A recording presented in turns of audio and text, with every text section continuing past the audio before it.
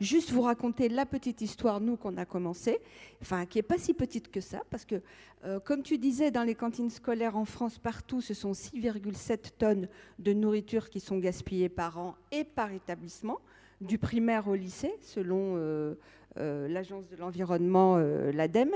Et à Marseille, ce sont 5 kilos de denrées qui sont perdus chaque jour dans chaque école. Déplore d'ailleurs notre adjoint aux cantines.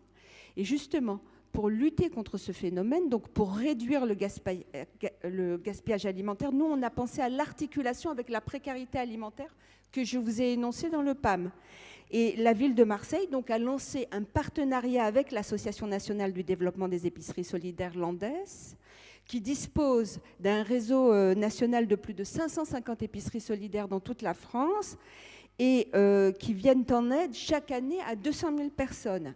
Et ce projet, qui est piloté maintenant, a été adopté lors du conseil municipal le 20 septembre dernier, et déjà il a été mis en place dans 17 écoles du 13-14 et du 15-16 à Marseille. Hein, donc ça veut dire quoi? Bon, d'abord ça veut dire que malheureusement pour nous, voilà, notre ville a beaucoup de gens ont faim. Il y a un nombre de concitoyens qui bénéficient de l'aide alimentaire qui ne cesse pas d'augmenter. Et le repas à la cantine constitue pour certains d'ailleurs élèves le seul vrai repas de la journée. Donc en gros, qu'est-ce que va faire Landes? Landes chaque jour viendra collecter dans les 17 écoles les denrées qui sont peu périssables, non consommées, comme les compotes, comme les biscuits et comme les fruits frais. Et certains seront distribués tels quels ou transformés aux personnes qui en ont besoin. Cela va représenter à peu près, concrètement, 85 kilos de nourriture par jour, soit 10 tonnes sur une année scolaire. À terme, évidemment là on n'est que sur 17 écoles, à terme il faudrait généraliser cette collecte sur les 320 restaurants scolaires qui délivrent à peu près 55 000 repas par jour à nos élèves marseillais.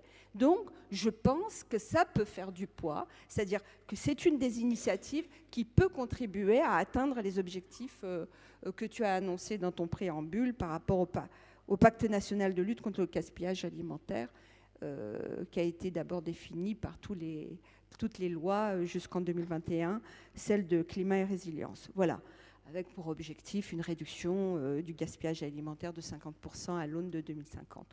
Je pense que concrètement, ça c'est du concret. Je peux vous l'envoyer sur vos boîtes, ça a commencé donc depuis le mois d'octobre, c'est du concret.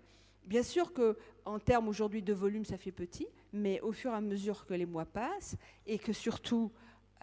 parce que ça, c'est une expérimentation. La question que je me pose chaque fois sur la question des expérimentations, c'est à quel moment on passe à une autre logique pour justement récupérer du volume?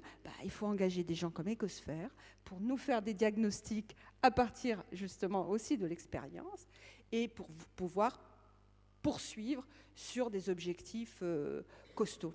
Voilà.